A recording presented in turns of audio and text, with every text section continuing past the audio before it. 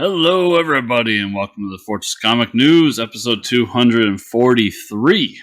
I am one of your hosts, Chris, alongside my magnificent co-host, Mike. Hello. What's going on, Mike? Oh, nothing. Just having my afternoon coffee. For those of you interested, I know you're here just to hear Chris and I talk, but we do have a special guest on the show today, returning Mr. Richard Fairgray. Yeah. Interesting. Glad to have him back. Always like talking to good old Fairgray. Yeah, and seeing what stories will come about. So, I did a thing today that only the Canadian people in the crowd and people up towards Canada will know about. Mm-hmm. You of course know of Tim Hortons. Oh yeah. Did you know that Justin Bieber has his own Timbits now? No, I noticed. So that's a thing though. Like McDonald's had a meal for some rapper, and people are doing that. So what's that all about? Yeah, so they're called Tim Biebs. I hate it.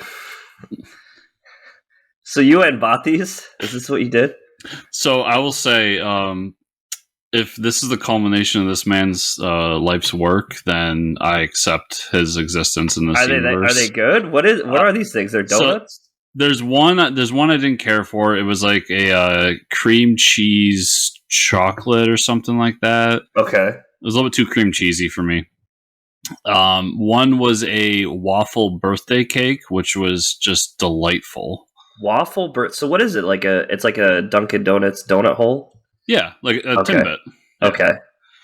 And then the third one was a white fudge chocolate. So it had a white fudge core and then chocolate around the outside of it. Oh man, they're delightful. How do they do that with a donut hole? Like I always thought like the donut holes are like what's left over after you make the donuts. Now they're just like engineering these things to have. Oh, I'm sure they've been engineering them for a while. Ever since they became popular, it's like gooey start the line for the donut holes. Yeah, dude, they're so good though. Oh man, that actually sounds really good. So Bieber has moved away from. Well, he probably still is making music, I would assume, but now he's making donuts. Yeah, I mean, like any good Canadian boy, making them for Tim Hortons. I guess I forgot he was Canadian. So if you wanted to get a Tim Biebs hat, it cost you like $30 for a cheap knitted hat. Wow. But the Timbits themselves are standard price. I highly recommend checking them out. They sell hats too, huh? Hats, fanny pack, and a one of those like reusable shopping bags. Wow. All $30 each. That's ridiculous. So if you want the whole Tim Biebs experience, you got to spend at least $100. The Beliebers. I don't even know if they still call them that. Are going to be out there buying all that shit. Are they still a thing? Like, I know he had a movie and everything, but like now he's all tatted up and he's married to a Schwarzenegger and like is really into Jesus. So I don't know what's going on with that man. Yeah, there was that whole thing of like he's got some cool like preacher hanging out with him, and the preacher's like all tatted up too, I think, and like it's really strange. It's some weird shit goes on in Hollywood that like people just start hanging out with religious figures, and the religious figures look even like more like rock stars than the rock stars do. I don't know. If you're not hanging out with a preacher, you're in Scientology. We're now going to be assassinated because I brought up Scientology. Yeah, you won't see this podcast on next week, everybody. I think the moral of the story is people make a lot of money and tax evasion. So, and buy buy Bieber's Timbits. Timbits. I would try them, but I don't think we have Tim Hortons this far east. That's unfortunate for you. Yeah. I did go there recently. I went to Tim Hortons, and I hadn't gone in like 10 years. It's interesting you bring up Tim Hortons. And I got like they had a BLT breakfast sandwich. Yep. That shit was good. Yeah. It was pretty good. It was way better than McDonald's. McDonald's is like trash. Or not McDonald's, I'm sorry. McDonald's is good. McDonald's breakfast is pretty good. Dunkin Donuts. Yeah. Dunkin Donuts breakfast is trash. Oh yeah, straight trash. The only thing good at Dunkin Donuts is their energy punch, because they take the Coolada flavors, and then they put like crushed ice in it, and then they throw a Monster in there. Oh, okay. And that's actually quite delightful. And like 300 milligrams of caffeine. Oh yeah, like I'm gonna have a heart attack, but it's fine. I'm happy. I accidentally, I got a chai tea latte once from there, and I took a sip of it, and it tasted like all sugar. Because I didn't ask for any like sugar or anything. I just said chai tea with like, I don't know, whatever. And then I looked it up, and it was like 90. It was more sugar than a can of Mountain Dew, which is concerning for a coffee beverage that I didn't order, or not even a chai tea that I didn't order any sugar in. So America does run on Dunkin' and also sponsors all the heart disease and diabetes. But anyways, yep, lovely words to follow the introduction to Richard Fairgray. He would be proud of that, and he would be very proud of that. So look forward to that a little bit later. He's taking a little turn from his normal realm of all ages books and getting into an adult comic book. Yeah, finally, us adults can enjoy some Fairgray. Although Cardboardia was very delightful. I don't know if anyone else out there read it, but it was very good. Yeah, he's doing some great shit over there, and he's got some funny tweets if you follow him on Twitter. What have I been watching? TV. Oh, It's Always Sunny in Philadelphia is back. Chris, you personally would love the first 2 episodes. So the first episode is they get visited by a guy who gave them loans in 2020. And they go through 3 separate like groups of people in the bar, the whole gang, and how they spent those loans. And basically the 3 that are related to the biggest like news runs in 2021 were like Frank ran an underground hair dye barbershop in the middle of the pandemic, and that led to Rudy Giuliani's hair dye like melting on live TV. Is just real quick, is this like one of those loans from the original bailout bill, like the the business loans? Okay, yeah. And another one of the loans was for D and oh man, I forget who else starts it with her. But they start this costume line. She wants to make masks, and he wants to make like fur mink caps. So they end up supplying all the Capitol rioters their costumes, like the coonskin cap and all that stuff. And then the first one was the guys. They want to start this security club to secure the votes.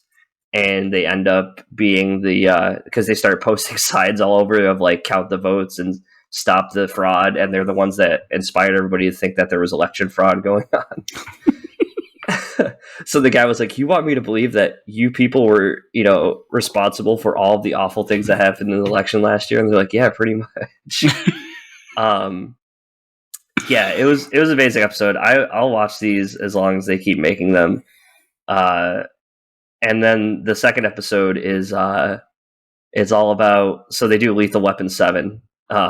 If anybody remembers, they made a Lethal Weapon 5 and 6 in the show. Yeah, aren't those episodes like not allowed on TV anymore too? Yeah, so they talk about how their local library had them and pulled them, and because of the blackface, and so instead of doing blackface, they start hiring black actors.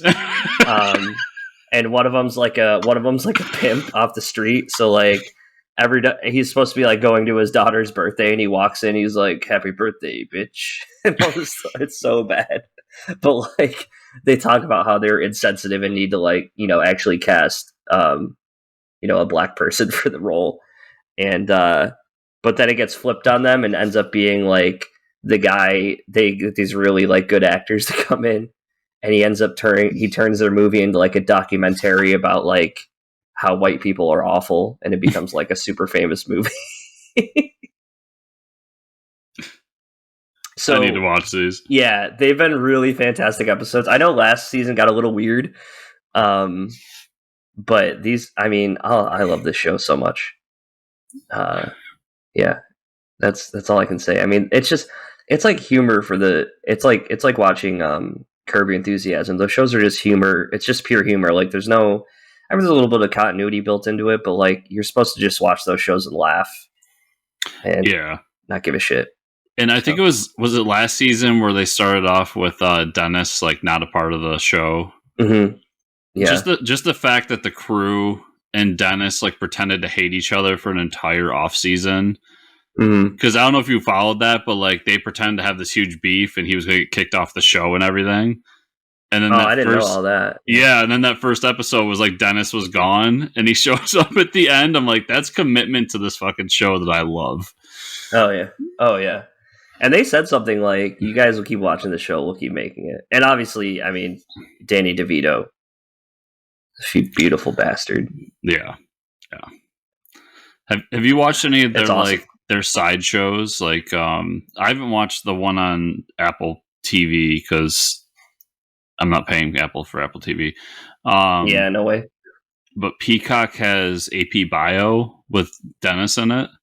Oh no, I haven't seen that. Oh, it's really good. You'd like it. Yeah, he plays like an author who had to move back to his parents' house after they passed and like take care of their stuff. But he's also like broke, so he pretends to be a bio teacher. Oh, okay. And, like Patton Oswalt's the principal of the school. Oh, really? Yeah. That sounds pretty awesome. I love Patton Oswalt too. And in this most recent season, Bruce Campbell's in it as his father. Oh my god. So like I guess his father, like I haven't watched the most recent season yet, but I guess his father like faked his death or ran away or something, but he shows back up. Okay, I'm downloading those tonight. Yeah, that's wonder if I could buy them somewhere. I would assume Amazon. Yeah, that's what I do. Like if I can't find anything, I buy it on Amazon. Hawkeye, episode 3. Yo, that car chase scene though. Yeah, that was awesome. And all the arrows made me so happy. Yeah, the trick arrows. So it gave me vibes of original Arrow, like season 1 through 3. You know, the good seasons of Arrow, but still, this was better than that. Yeah, it's hard to tell the difference between like, you know, movie production quality and TV shows. Like Disney's really just setting the bar. They're spoiling the hell out of us is what they're doing. Like, yeah. I think that's the reason I can't go back and watch CW shows now is because of this. But not only the trick arrows, dude, the camera work, like the camera work, like spinning back and forth was so nutty. And good friend of mine texted me, Will, and said that it reminded him of The Raid because they do that in The Raid. I think the second one of the car chase scenes, they do that with the camera. We're like spinning around in the back seat. Mm-hmm. That shit's awesome. Yeah, that whole sequence was amazing. It's incredible that we're getting like that's movie quality. Oh yeah, like camera, everything, stunts, camera work, all that. And so I love this episode altogether. It's that one scene is basically the episode. Like we get the introduction to Echo. Okay, we know who Echo is. We kind of get the idea of why they hate Ronan. Okay. And then we have that, and at the end they go back to the house, and it literally clicked with me who Kate's uncle or stepdad is. It's Swordman. Oh, Swordsman? Yeah. Like I'm like, how did I not put that together until right? Like as soon as he pops out, spoilers for the end of this episode, when he pops out and he just has the sword in his hand, and the shot of how they had it shot, because his face was covered just enough, and the mustache. I'm like, it's fucking Swords. That's who it is. So he is the big bad. Yeah, dude. I have the. It's so funny because I know that cover of Avengers too. I don't know a lot about Marvel books, but the cover of Swordsman sticks out to me because he was such a cool character. I guess I didn't realize that either. Yeah. Yeah, and he recently came back in Empire. Right. As part of that event. So I was sitting there going like, damn, that's the fact they're doing Swordsman. Like, I'm assuming I'm right, which I feel like I am, but I always feel like I'm, you know? It has to be Swordsman. If not him, they're definitely setting up another villain. So do you think it's him because that whole flashback thing with the deaf criminal mastermind? They talk about her father, and they show like someone putting like their hand on her shoulder when she's doing like she's in like the karate. I think it's her. I don't know if I think it's her uncle or her father, because the guy that's working with her mentions him, and I don't know who they're talking about. It could be because there was that sequence where they're I was gotta say like so Echo is a deaf character, so they go like over I don't want to say overboard, but they Right. they do the sign language thing throughout the episode, which means you have to really pay attention to the episode, but I liked it because it added that little layer of it. But there's that whole sequence where her and her like first in command are just signing to each other, and they mention how they're supposed to like stay under the radar, and how they were hired to go and attack that auction. So yeah, I'm wondering if they're connected somehow. Yeah, if maybe he's going to be like a big crime boss and that's how they're going to kind of make him. Maybe he's her uncle or something like that. Maybe is what it's going to come out to be. Yeah, or he's just financing it as like, the old trick of the rich guy who finances crime underneath. Yeah, the classic. I thought it was a great episode. I guess we didn't realize the whole swordsman thing. It killed me when I realized it. I'm like, how did I not see it? I think it's ironic too because the original swordsman costume is purple too, and like that's like the whole episode. She like gives him more shit about not having a costume, and she draws like the shitty, like a shitty scribble version of like his original costume. Yeah, that was really cool. And yeah, I mean the show's awesome. There's so much more shit coming out in December too. Some cool stuff to watch on Disney. Yeah. Oh, I gotta say too, the scene. So his like hearing aid gets broken in the episode, and then gets fixed by the end. But and there's that scene where he's trying to talk to his son, but he can't hear him. So she's like writing it down. Broke my heart, dude. I was sitting there watching it, like, oh, this is tough. yeah, that was tough. Yeah. They're funny though together. Some of the scenes together, I was laughing quite a bit. They're great together. I love. Yeah, I think Renner has really grown into the role. I think it's the best he's been in Hawkeye in anything. And the woman playing Kate is just. We said it last week. She's phenomenal. I love her. Yeah, she's from something too. Do you know what she's from? No, we can find it out. Like a big movie, because I was watching that with Katie, and she was like, "Oh no, you mean this is the girl from so and so?" And I was like, "Oh yeah." I completely forgot about that. Because I know she was like a Disney actress, right? Probably. Haley Steinfeld, her name is. Oh, True Grit. Yeah, she's the girl from True Grit, dude. Because we're sitting there watching it. She's like, I'm like, do you know this? I'm like, do you know this actress? Because she's from some Disney show. She goes, what do you mean? That's the girl from True Grit. And I was like, holy shit. Like pulling that movie out with Jeff. I'm like, that movie was amazing with Jeff Bridges. I'm like, she's the girl. She's the badass girl from True Grit, dude. Damn. Yeah. And I was like, you get points for that. I didn't even see that. Yeah, she does get points for that one. You should gets that one out. Yeah, I know. I was like, where did you pull True Grit from? I'm like, holy shit. I was like, and I'm the one who has a podcast? What the hell am I doing? I was really proud. I was very proud. Can I replace her with you on that? Yeah. I'll tell her right now that she gets my spot on the podcast. Yeah, because I was like, did you ever see her in Disney shows? She's like, what do you mean? She was in True Grit. And I was like, holy fuck, I suck at this. Like, how did I... Dude, I love that. I mean, you know me and Jeff Bridges. I mean, come on. Yeah. How did I miss that? But that was quite a few years ago, though. But yeah, that's definitely her. I forgot that movie existed, and I saw that in theaters. That shit was so good. Yeah. I mean, it's a remake, obviously, of True Grit with the Duke, himself, but which is still good. But I mean, man, Jeff Bridges, holy fuck. Have you watched that one on Netflix yet with what's his name? The guy who's playing Kang. Oh, and no, I have not. It's like it's like an all black cast, but it's a Western. I heard it's okay. I again, though, it falls in that Netflix trap of I haven't watched it. No, I have not watched it. But I heard it falls in that trap of it's a mass script and they just put a bunch of famous actors in. Yeah. Netflix. I mean, I'll still probably watch it if it's enjoyable. Yeah, I want to watch it, but everybody's talking about that one with The Rock and Ryan Reynolds and Gal Gadot. Yeah, that's funny. And I haven't watched that one yet either. That's another one though. Like, it's funny and enjoyable, but if like Ryan Reynolds and The Rock and Gal weren't in it, yeah, it's just like a mess script. But I'll watch anything with The Rock. You know that. Yeah. It doesn't take much, people.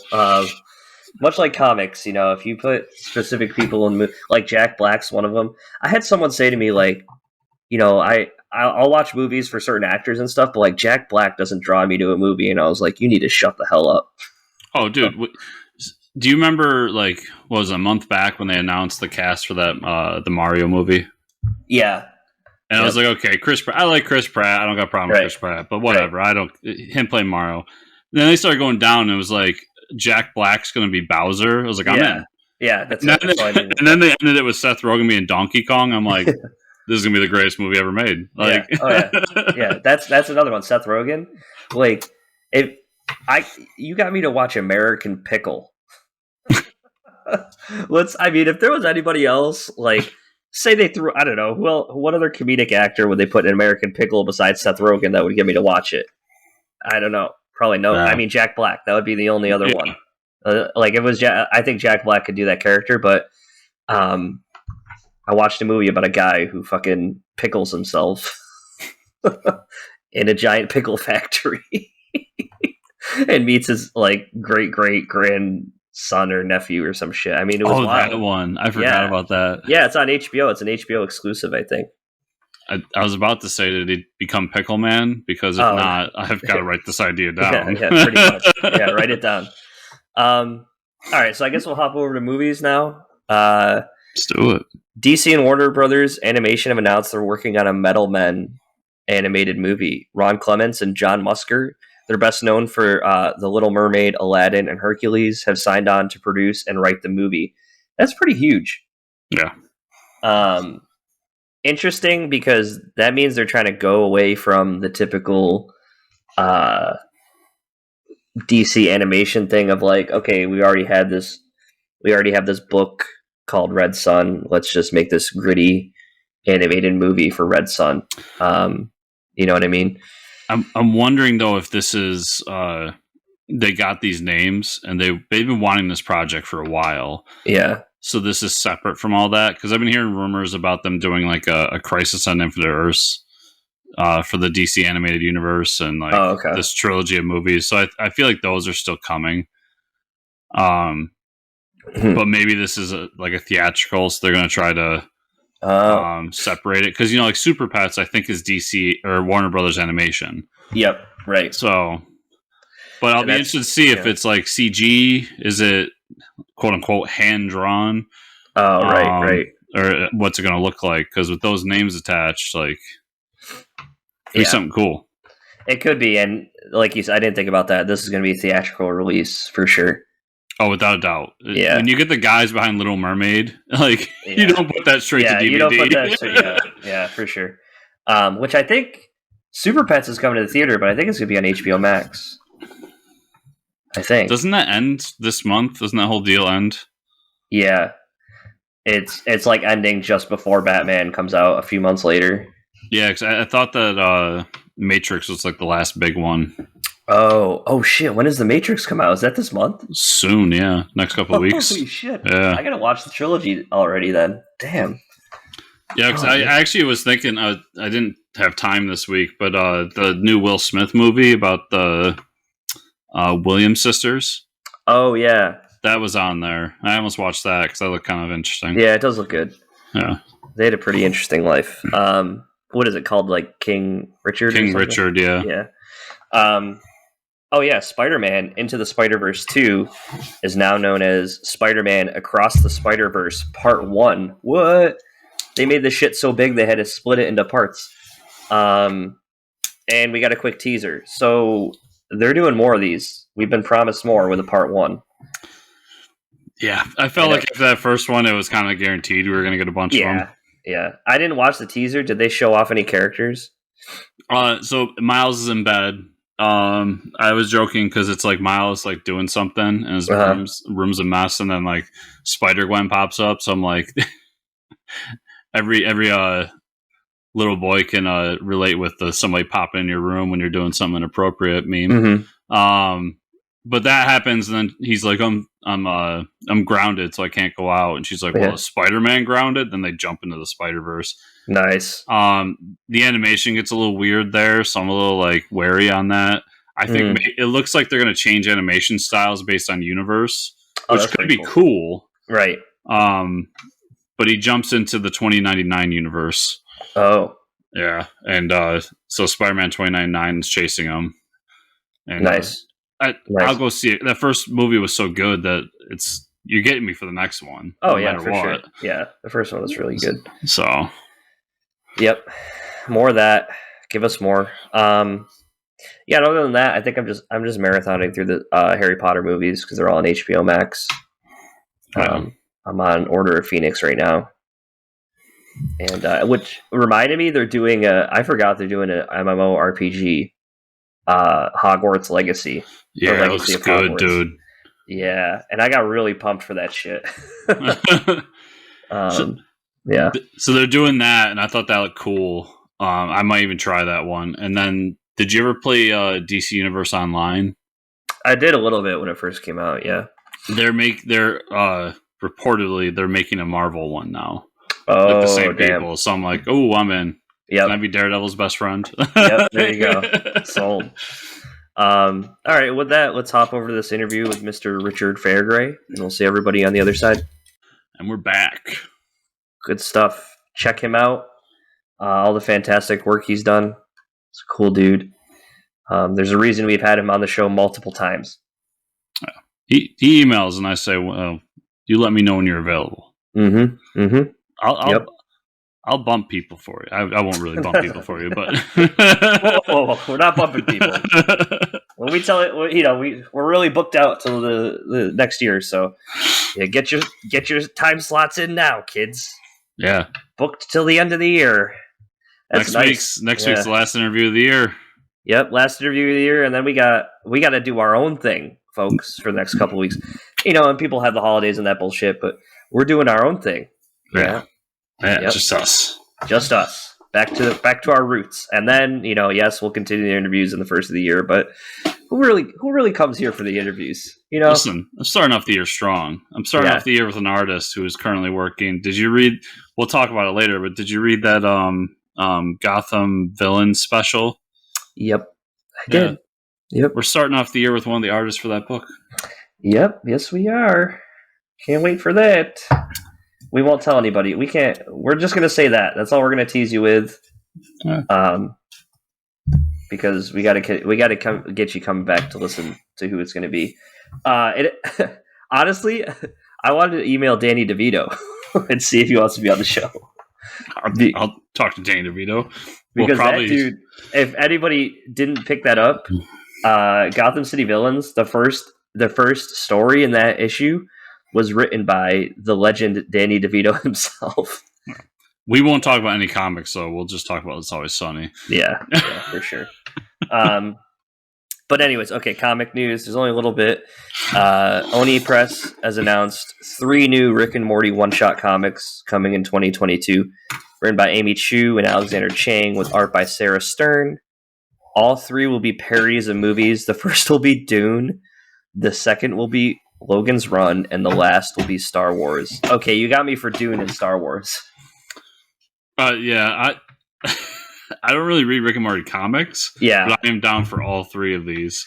Yeah, for sure. When I saw the image of both Rick and Morty like in the Dune outfits with the little nose piece, hell yeah! Yep. I was like, I'm in. It's going down. And Star Wars too. The Star Wars parody is going to be amazing. Yeah, Star Wars parody would be good. I gotta be honest, it was the least excited of the 3 because I'm like, everybody does a Star Wars parody. Yeah. Nobody does a Dune, a Logan's Run parody. Yeah, that's true. I'm not. I've never watched Logan's Run. Oh, you should. It's good. Really? Yeah. Oh, dude, Heretics of Rick. Yeah, that's awesome. I think if I'm remembering correctly, Futurama did a Logan's Run parody as well. Oh, really? Yeah. I loved the Dungeons and Dragons one they did. That was so much fun. I read that too. That was great. But didn't they do two of them? Yeah, they might have. Yeah. I haven't. I gotta catch up.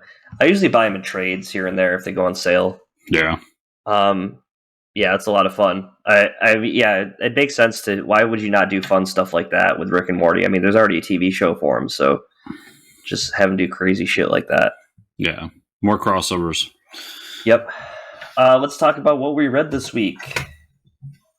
Had quite a bit of stuff. I'm going to start with Gotham City Villains. All I can say is, you got the Penguin, Bird, Cat, Love. This was very on the nose politically. It doesn't surprise me coming from Danny DeVito. He's a very outspoken political person. Won't get into that, but I thought it was a great I think this is his first comic, right? I don't think he's ever written a comic. I think so, yeah. It was pretty good. I mean, it was very coherent and written it was written like a guy who reads comic books. So now I have to do some digging if Danny DeVito is a comic book reader. And I would kind of be shocked at this point if anybody in Hollywood wasn't a comic book reader. Yeah. I mean, to go to the shop every week, I doubt a lot of them are doing that, but I got a feeling that a lot of them are picking up stuff just to see what it's all about. And also, I didn't notice this, but there was a Penguin variant cover by Frank Quitely. Yeah. I didn't see that. I gotta find that. That's delightful. But so yeah, I mean, all the stories are good. The Scarecrow story was good. The Mad Hatter story was good. The Killer Moth story is pretty awesome. Overall, I mean, if you're a Batman fan, this is a great 100-page giant issue. It was a lot of fun. Which one did Steph do? Oh, yeah, and Stephanie Phillips did the Red Hood. The Red Hood one was good with him hanging there, and the other Red Hood guys are beating him up, and then they keep the Red Hood. Okay, I was hoping she didn't do Poison Ivy because it's yeah, right. She's doing Harley. She's done a lot of Poison Ivy stuff. Did you read it or no? No, I didn't get a chance to. Yeah, she did a Red Hood story. It was these the whole story of the Red Hood is not the Batman Red Hood, but the criminal Red Hood. Yeah. So yeah, that was really good. I read through Injustice versus He-Man. That was okay. Injustice versus Masters of the Universe. That was a fun read. I'm actually all caught up on No One Left to Fight. So I read the first trade, and then I read the first couple issues of the new run. This book is so good, and it's pretty much Dragon Ball Z. They don't even hide it. The first volume when they were selling it, they were selling it as what if Goku retired? Yeah, pretty much. Yep. Yeah. And it's really great. The art is amazing. The story is fantastic. And I think they go Super Saiyan and talk about fusing together. Yeah. Yeah. So it's definitely it's definitely with love. It's not a complete ripoff. Deathstroke Incorporated #3. This issue's this book is actually a lot more fun than I thought. There's a villain that there's a reason Cheetah is princess or queen of a castle, and that's because there's this story writer villain that if he writes you into a story, then he then you that's how you get the powers. You get your own story fantasy world. So she's been living in this fantasy castle, and what Deathstroke does is he gets himself written into the story so he could show up there, and he basically is he has this giant sword and knight costume, and he's fighting all these cat knights. It's awesome. And then the villain in the end is revealed that there's something about the multiverse, but something about bringing balance to the multiverse. This book's really good. Deathstroke's working with a group that he thinks is good, but they're actually bad, so surprise there. Really good stuff. Task Force Z. You talked about this one, number 2. I did like it. I think I liked it more than the first one, like you said. Still a good book. Immortal. Is this Immortal Hulk? What the hell is this book called? It's just Hulk number 1. Hulk number 1, which we're now going to be calling Spaceship Hulk. It's the Smastronaut. The Smastronaut, yes. This book was awesome. So what do we have here? Hulk split himself into 3 different parts, or Bruce Banner, I'm sorry, has split himself into 3 different parts. So Bruce has basically found a way to control Hulk. Okay. So like somewhere inside, he's been able to take the Hulk mind and encapsulate it so that it's like it's frozen in a way and it can't take control. But now Bruce can actually take control of the body of Hulk. Okay. And that's why, like, throughout it, he's sitting in a captain's chair, like in fucking Star Trek. Yeah. Oh, yeah. It's amazing. Yeah. It's awesome. And basically, everybody, the point of the issue is he's trying to get to the celestial, the Project Arc that Stark has. Again, Stark technology fucking everything up. Yep. He's trying to get to the Arc and go. It's going to take him to another universe, I guess. Is that what it's? Yeah, I think it was a different dimension. So yeah, another universe. But basically, like, he controls how much Hulk power he wants to use by keeping like the Hulk trapped in his mind, and like he only cranked it to level 1, and there's like 10 different levels. Yeah. So they mentioned this event throughout the book, and I was trying to look it up because I was like, did this happen in Immortal Hulk? Because I haven't finished Immortal Hulk yet. Oh, okay. And Donnie even said on Twitter, is like, this is something that we created. It has nothing to do with the past run. So we're going to find out more about this event that caused everything. Cool. In the future. Awesome first issue, though. Yeah, it's a really good first issue. Magic Order Part 2, number 2.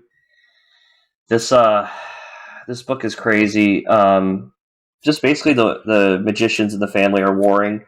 Kind of crazy. He shows up to like a rival family with his son and says like, we're gonna create a truce. And what he does is he like burns his child alive, and he kills the rival kills his child, and then they have like this big festival with like their skeletons, which is like, you like give up your firstborn, and that's how you make a truce. It's really messed up. Mark Miller is a sick bastard. But it's just a lot of magical fighting and a lot of world building with these different families. It's really good. It's like Harry Potter, but for HBO, kind of like that TV show they're coming out with. It's like Sopranos meets Harry Potter, if I had to describe it. Beyond the Breach. Interesting. This is the final issue. Basically wraps everything up. They save the day, and the little kid gets brought back to his grandparents, so he gets to live happily ever after. The world's still messed up, so she's going to go find her sister. So they might do it. I'm guessing they could leave it for a part 2 if she goes and finds them. Justice League Incarnate. Crazy shit going on. There's a Dr. Multiverse. I don't really. So like Darkseid, promised to people if you can sacrifice other worlds to save your own, but I'm guessing he didn't keep his promise because now he's like killing everybody. They pick up their speedster in this issue because they need a speedster for their Justice League. And it's Superman from Earth 23. And the interesting thing is, we know it's Flashpoint Batman, but it says Batman from Earth Unknown. Yeah.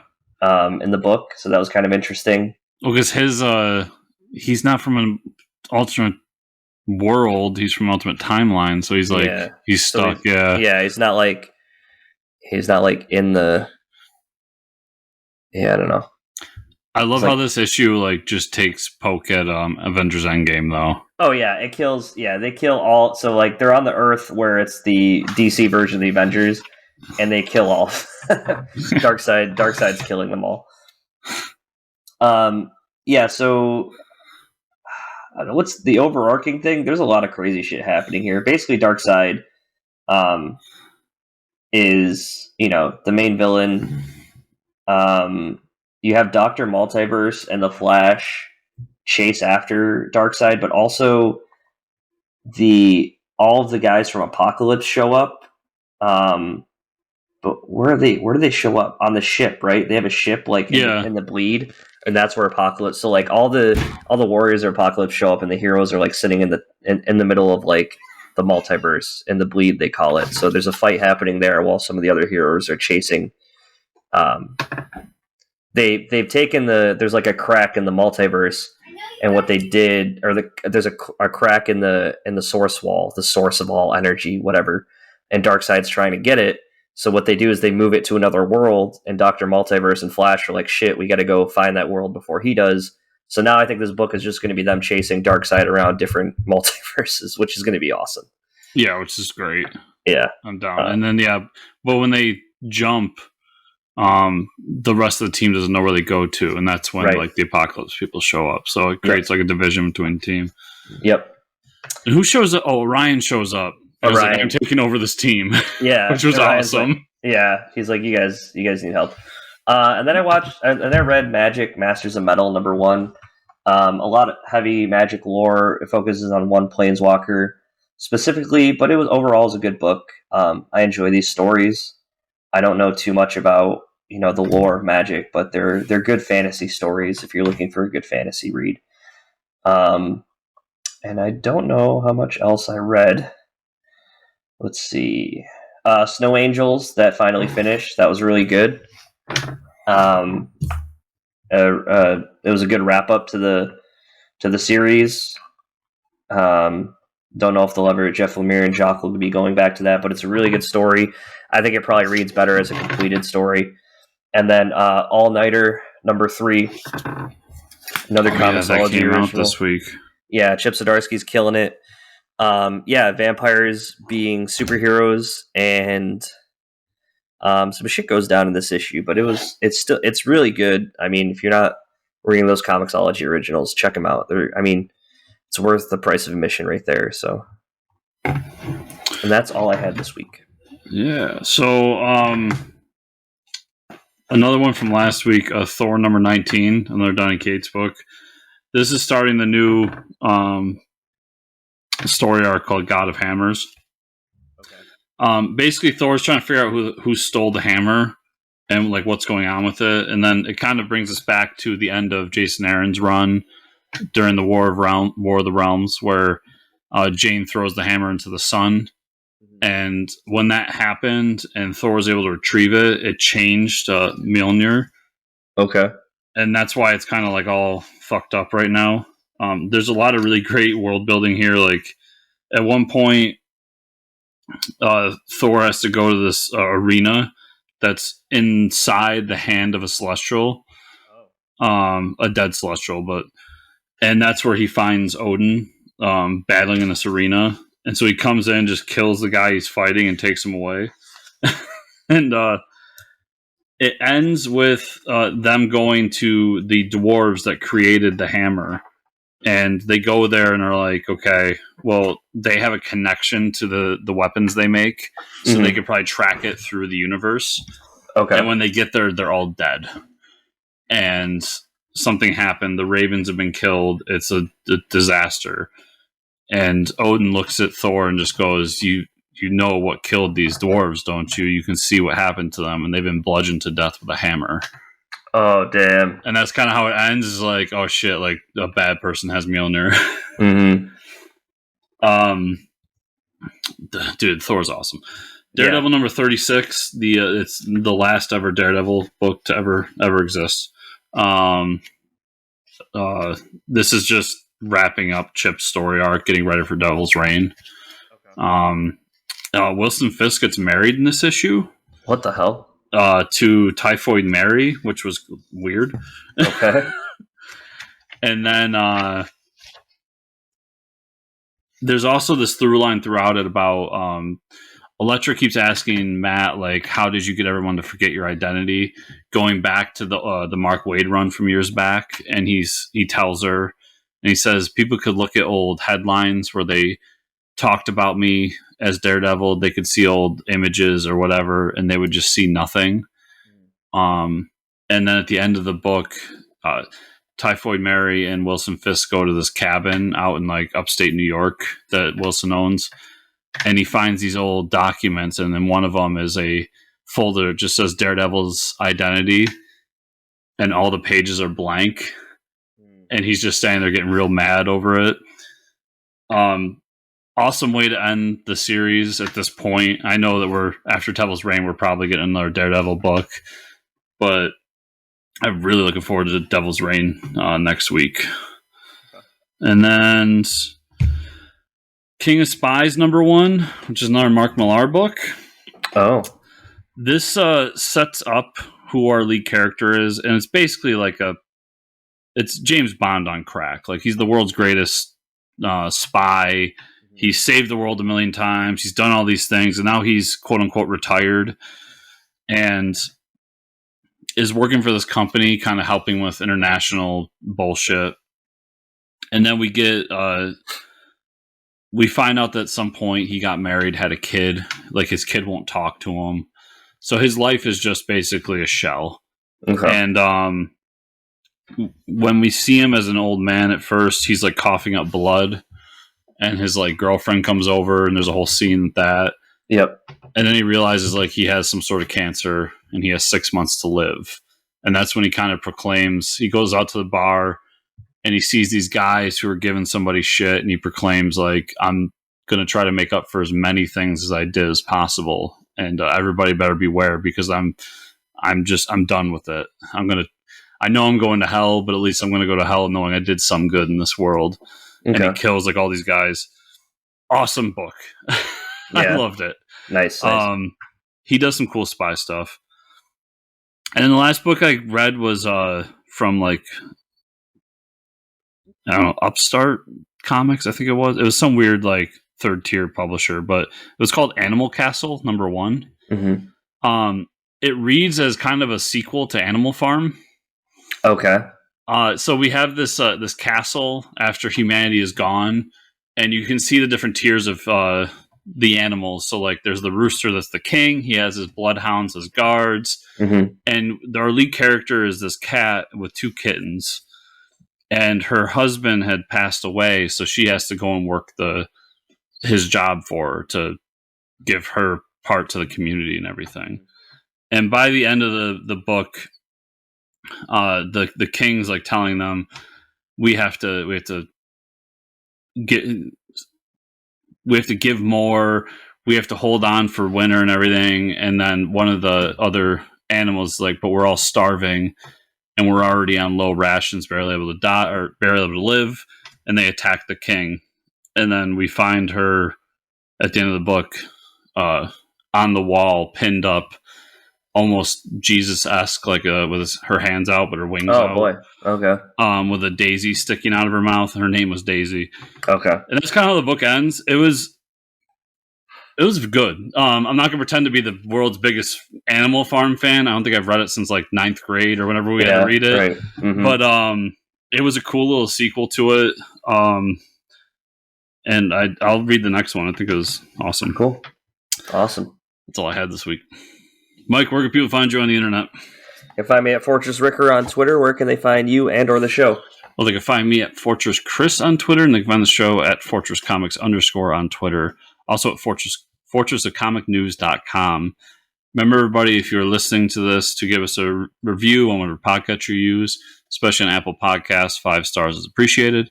And if you're watching this, to like, subscribe, share, comment down below. And if you want to go the extra mile, patreon.com/fortresscomics. Thank you all so much for watching and listening this week. We'll see you all here next week.